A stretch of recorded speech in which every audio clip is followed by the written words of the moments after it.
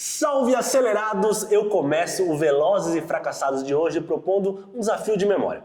Puxa aí na sua cabeça um carro que não tem absolutamente nada a ver com a marca que o criou. Talvez você tenha ido lá para os anos 80 para lembrar do Rambo Lambo, como ficou popularmente conhecido o primeiro SUV da história da Lamborghini, um trambolho de 2.700 quilos, criado originalmente pelo exército americano e que é tão parecido com o seu irmão contemporâneo, o Lamborghini Diablo, quanto eu sou parecido com o LeBron James. Mas talvez sua memória esteja um pouquinho mais fresca e você tenha pensado no Aston Martin Signet, um carro que James Bond meteria fogo sem dó, já que ele nada mais é do que um Toyota IQ com motor 1.3 de 98 cavalos e que só existiu porque a Aston Martin estava desesperada para compensar a poluição dos V12 e atender às exigentes normas de poluição da Europa. Mas talvez a sua mente tenha ido direto exatamente no personagem do nosso Velozes e Fracassados de hoje, uma ideia que nasceu tão errada, mas tão errada, que resistiu durante apenas 30 meses no mercado, mais ou menos um terço do ciclo de vida médio que um carro geralmente dura antes de trocar de geração. Então passa um café ou abre uma cerveja, senta o dedo no like e se apruma no sofá, porque agora é hora de falar de quando a Mercedes decidiu ser cowboy.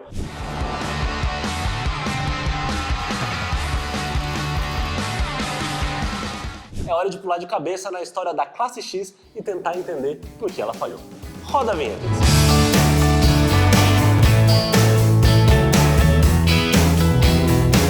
A primeira vez que você ouviu algum rumor sobre a Classe X foi em 2015. Antes de qualquer desenho ou esboço existir, o hype do público se baseava em duas informações que, apesar de eu entender a confusão, eram falsas.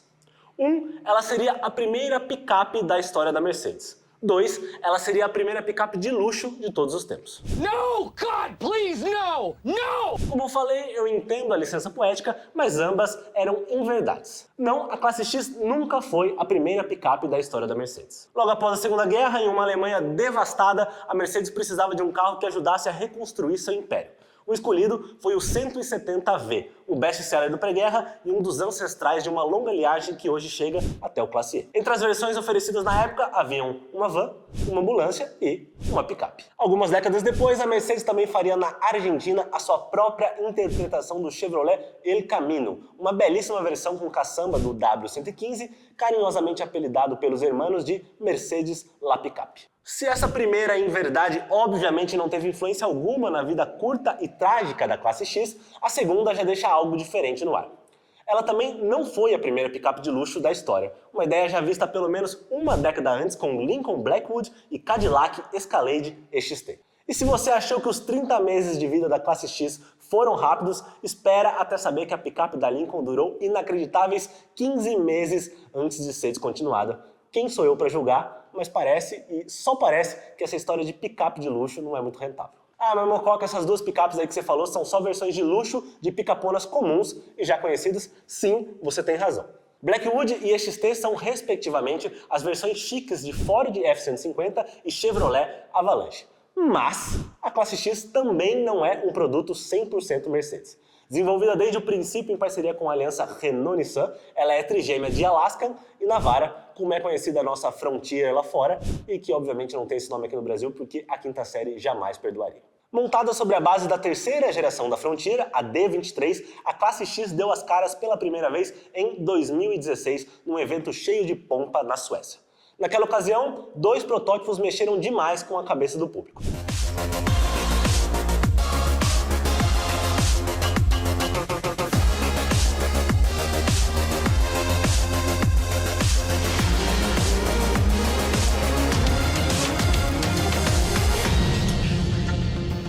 O Stylish era mais focado em luxo e conforto. Já o outro, batizado de Adventure, era uma prévia da capacidade off-road do modelo. E como já é tradição aqui no Velozes e Fracassados, eu deixo uma primeira pergunta para vocês responderem aí nos comentários de se você acha o protótipo da Classe X bonito ou feio. Lá em Estocolmo, o simpático e bigodudo chefão da Mercedes na época, e que foi inclusive quem costurou o acordo de colaboração com a Renault-Nissan, cravou: A classe X chega para preencher uma das últimas lacunas na nossa linha de produtos e será referência em um segmento que cresce cada vez mais. Meses depois, em julho de 2017, finalmente foi apresentada a tão aguardada versão de produção da picape. Apesar de, obviamente, ser mais conservadora que o protótipo, que é comum na indústria, a classe X definitiva aparentemente tinha superado aquilo que mais tirava o sono dos executivos alemães: se distanciar, pelo menos no estilo, da irmã mais simples. Segundo a Mercedes, a única peça da carroceria igual à da picape japonesa era a maçaneta e só isso. Para ser justo, entra aí na tela edição uma imagem comparando as duas e tira você mesmo aí em casa a sua conclusão.